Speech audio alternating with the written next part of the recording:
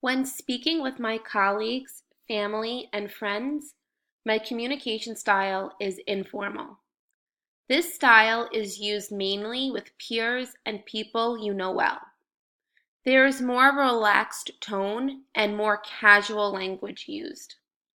Unlike formal communication, it is less rigidly structured and not scheduled.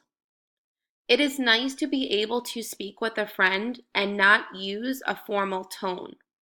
This includes writing or even sending a text with less emphasis on correct grammar and spelling. In my district, we use an app called Remind. This app allows teachers to send reminders, pictures, and even information to parents. When sending a remind, it is important to check for spelling and grammar.